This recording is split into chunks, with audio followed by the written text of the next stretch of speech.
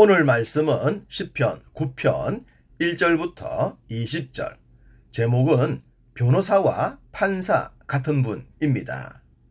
살다 보면 억울하고 답답한 일을 당할 때가 있습니다. 법적인 방법 외엔 해결할 수 없을 정도로 복잡한 일도 있죠. 그럴 때면 제일 먼저 찾아가는 곳이 변호사일 겁니다. 그런데 변호사라고 다 같은 변호사가 아니죠. 변호사도 경력이 많거나 많은 사건을 맡았거나 승소율이 높을수록 수임료가 비쌉니다. 어떤 사건을 맡더라도 이기도록 해준다면 많은 사람들이 찾겠죠. 이렇게 탁월한 변호사가 우리에게 있다면 얼마나 좋겠습니까? 그것도 우리가 비싼 수임료를 내지 않아도 되는 국선 변호사와 같은 분이라면 말입니다.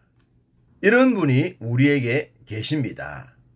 우리와 늘 함께 하시는 성령님과 우리 주님의 이름 속에도 변호사라는 뜻이 들어있기 때문입니다. 요한복음 14장 16절, 내가 아버지께 구하겠으니 그가 또 다른 보혜사를 너희에게 주사 영원토록 너희와 함께 있게 하리니. 이 구절엔 또 다른 보혜사, 즉 변호사라는 말이 나옵니다.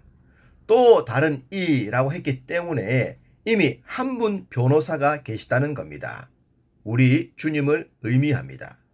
주님과 성령님은 우리를 지켜주시는 수호 천사일 뿐 아니라 변호하시는 변호사와도 같습니다. 오늘 본문도 그 내용을 말합니다. 4절, 주께서 나의 의와 송사를 변호하셨으며 보좌에 앉으사 새롭게 심판하셨나이다. 주님은 우리의 문제를 풀어주기 위해 도우시는 변호사와 같습니다. 그런데 그분께서 심판까지 하시는 판사도 되신다고 했습니다. 한번 생각해 보십시다. 법정에 나갔는데 내 변호사가 나를 변호하더니 최종 판결을 내리기 위해 판사가 되어 재판석에 오르는 겁니다. 그렇다면 그가 어떤 판결을 내릴까요? 나를 위해 변호하신 분이시니 나에게 이로운 판단을 하지 않겠습니까? 지금 다윗은 자신을 도우시는 하나님이 변호사도 되시고 판사도 되신다고 했습니다. 자신이 경험했던 하나님이 그러하시다는 겁니다. 이렇게 다윗을 도우신 하나님께서 우리의 하나님 되심을 우리는 믿습니다. 앞서 7장 11절에서도 말씀을 하셨죠. 하나님은 의로우신 재판장이시라고 말입니다. 그러니 그분을 믿지 않을 수가 없는 겁니다. 다윗은 본문에서 판사처럼 심판하시는 하나님에 대해 거듭 증언하고 있습니다.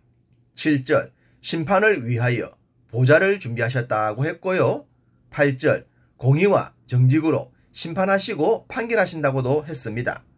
16절과 19절도 심판을 행하시고 심판을 받게 하신다고 했습니다. 다윗의 눈엔 이 세상의 모든 악한 세력과 권세들이 분명하게 하나님께 심판받는 것이 보였습니다. 이것이 바로 믿음의 눈이겠죠. 다윗이 억울한 일을 당하고 말 못할 고통 속에서 도망을 다닐 때도 정의와 공의와 바른 길을 선택한 이유가 여기에 있습니다. 하나님께서 최종 판결 내리실 것이 보였기 때문입니다. 믿음의 길을 걷는 자라면 모두가 다윗처럼 되어야 할 줄 믿습니다. 다윗이 두 번이나 살려주었던 사울 왕. 그래서 고통이 오랫동안 지속될 수밖에 없었죠. 그러나 결국 사울은 하나님의 심판을 받지 않았습니까? 그러므로 다윗은 이런 고백을 한 겁니다.